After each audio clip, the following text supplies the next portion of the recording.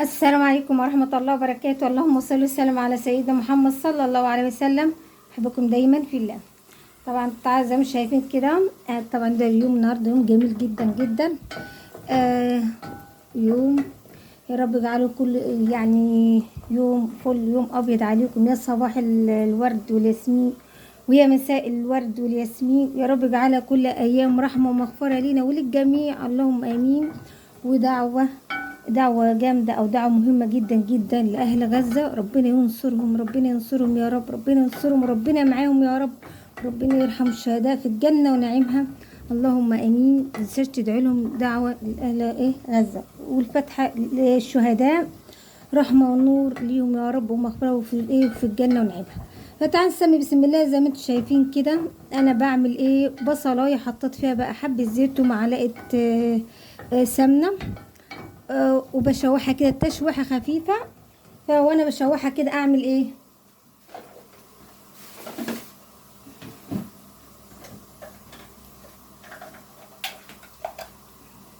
حبه فلفل اسود كده واحنا بنشوحها،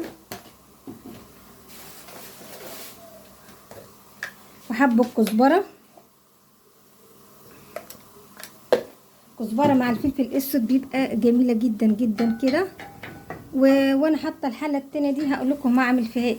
انا يمكن لسه كنت عاملاها في القناه قريب، فدلوقتي المهم مني المطلوب مني اللي انا اعمله، لاني مخصوص مع حاجه بقى حلوه جدا جايه من عند ست الحبايب، بعتها لي، ربنا يخليها لي يا رب. امي وادها الصحه وطول العمر يا رب، ابويا وامي يا رب، اللهم امين. ربنا يا رب يجعلهم في ميزان حسناتهم ويطول في عمرهم، وهم والاموات المسلمين اجمعين، الاحياء او الاموات. فربنا يخلي كل اب وربنا يخلي كل ام، اللهم يطول في عمرهم كل الامهات وكل الابهات، ربنا يطول في عمرهم ويدوم الصحه وطول العمر. مين فيش من بعد الخير الاب والام، اللهم كده لو كده. وربنا يا رب يجي بخاطرهم ويمدين في عمرهم دايما، ويجعلهم دايما جنبنا كده سند ومحبه لينا والعمر الطويل ليهم، اللهم امين. ويرحم كل اموات المسلمين اجمعين، ويرحمنا جميعا احياء او اموات. طبعا دي بحتاجي طبعا ماما وبابا، فربنا يبارك لي فيهم دايما يا رب. فتعالى ماما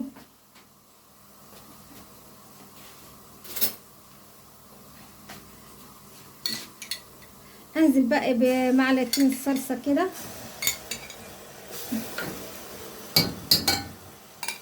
تشويحه كده خفيفه.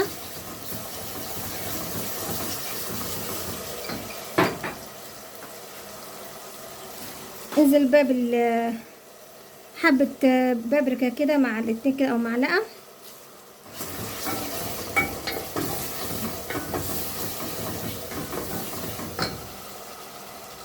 انزل بقى عليها بالطماطم كده بشراها كده، عشان طبعا انا متاخره في الاكل ده، فانا طماطم مبشوره تنجز معانا على طول كده.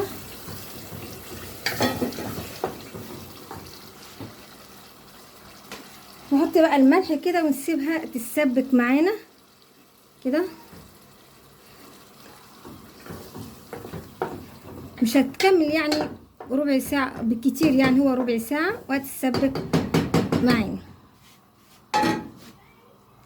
تعالوا بقى زي ما شايفين كده بتبقى الميه حاطينها لي. انا بقى كرنبايه النهارده جميله كده،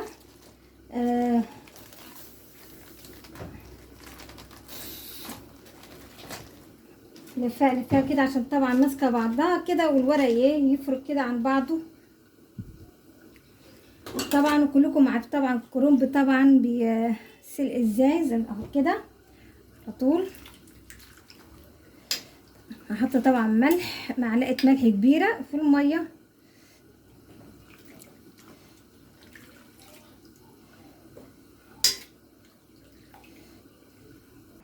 تعال بقى زي ما شايفه كده غسله رز كده اهو بتاع يعني 2 كيلو ولا حاجه. بصي بقى الخلطه الحلوه اللي احنا عاملينها الجميله دي، الدقه انا هحط منها كده، تخلي بقى الريحه والطعم ما اقولكيش بيبقى في حته تانية. معلقتين او معلقه على حسب ما انت حابه بقى كده. نحط بقى ايه الهريسه الحمراء، يعني حطينا الهريسه الخضراء كده، الدقه الخضراء، نحط الحمراء كده تخلينا بقى ايه.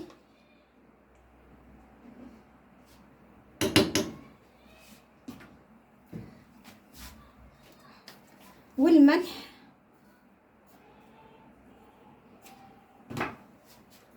والسبع بهارات،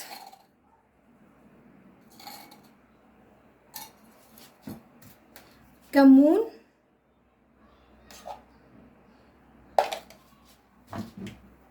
كزبره، الفلفل اسود،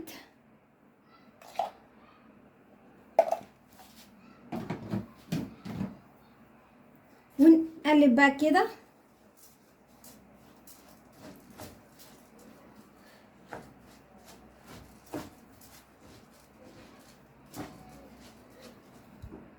ننزل بقى بالصوصه اللي احنا عاملينها كده،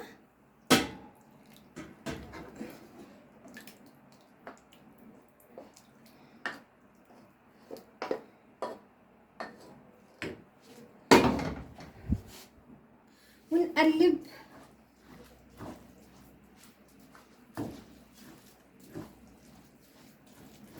طبعا انتوا عارفينها، بس دي زودتها الدقة اللي احنا عاملينها والهريسة كده، تخلي بقى ريحتها في حاجة تانية كده، أو في حتة تانية عامة. حطيت بقى عليها الخضرة اللي هي مشكلة، البقدونس والكزبرة،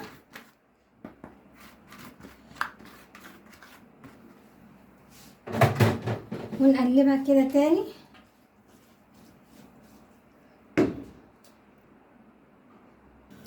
تعالى بقى نعمل ايه زي ما انتوا شايفين كده اهي. طبعا احنا لفينه مع بعض على قبل كده، ومعايا طبعا بتنجان بقى ورا كده.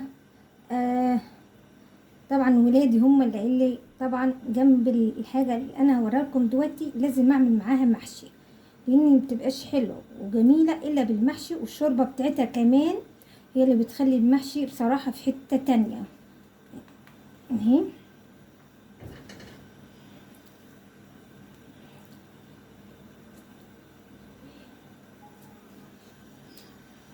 انا بقى طلعه طبعا بره الاولاد هم طبعا يحشوه طبعا لحد ما ايه. كده احنا حاطين الشوربه يعني تغلي، فجزء الحاجه بتاعتها اللي احنا بنحطها في الشوربه. تعالى بقى زي ما شايفين كده غلت طبعا الشوربه. طبعا انزل بالجزر والطماطم كده، افتح الطماطمايه انا بس فتحتها، وحطيت الشوربه،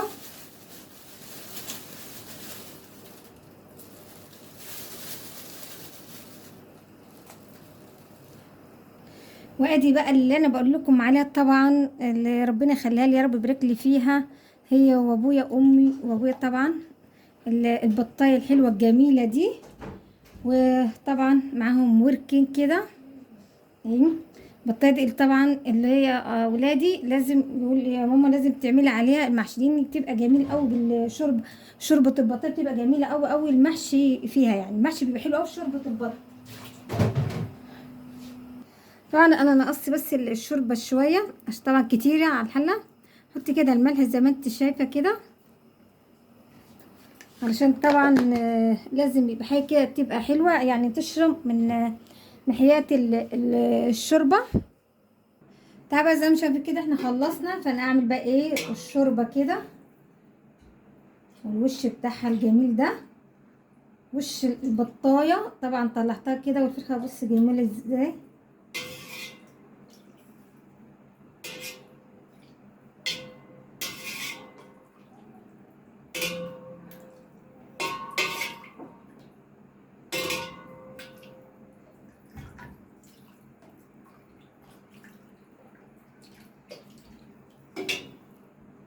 كده زي ما شايفين انا حطاها كده على النار طبعا تغلي. وادي الشوربه يعني مش طالعه لفوق السطح، لا يدوبك تحتيه زي ما شايفينها. وادي البتنجان طبعا برضه حطيته على النار كده ونغطيه ونسيبهم بقى طبعا لما يستووا كده معانا اهي كده. تعالى بقى زي ما شايفين كده البطايه، فانا ايه هعمل كده، اعمل فتحات كده.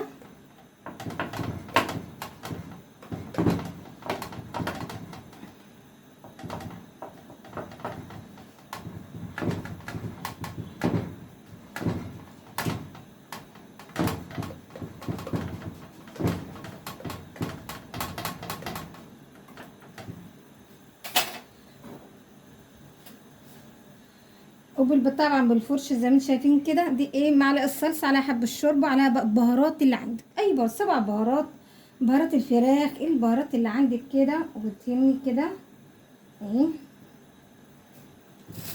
كده من جوه.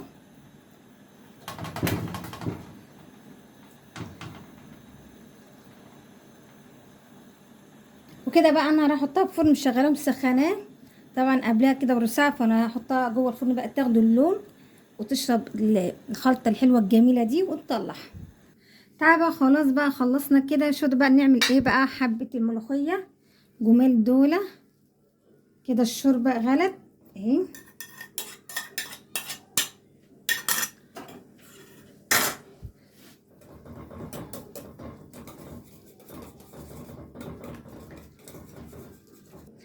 خلاص زي ما شايفين كده شكشكت كده، يعني بقى نركنها كده على جنب، مش عايزاها تغلي الشكشكه دي خلاص كده. حته التومه او نص معلقه التومه،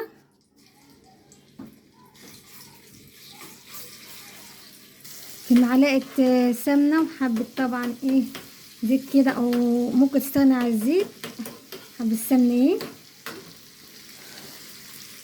تعالى كده خلاص بقى، يعني قربت اصفر معانا. نحط بقى ايه معلقه الكزبره كده، او معلقتين، والفلفل الاسود،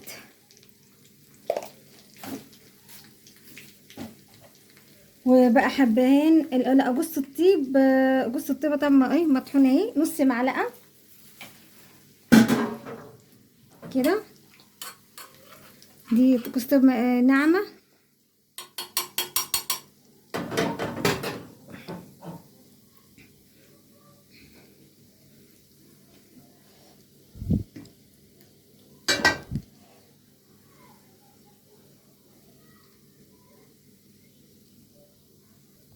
كده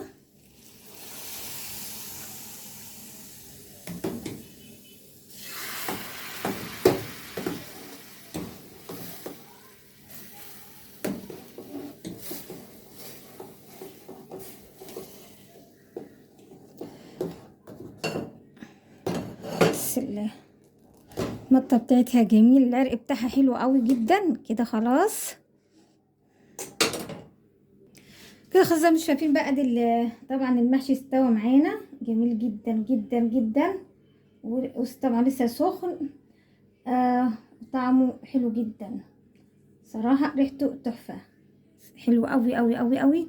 بس طبعا انا مش هينفع او احط الاكل دلوقتي لاني لسه طبعا في طبعا ولادي لسه، يعني القصه لسه ما جابش لسه بره.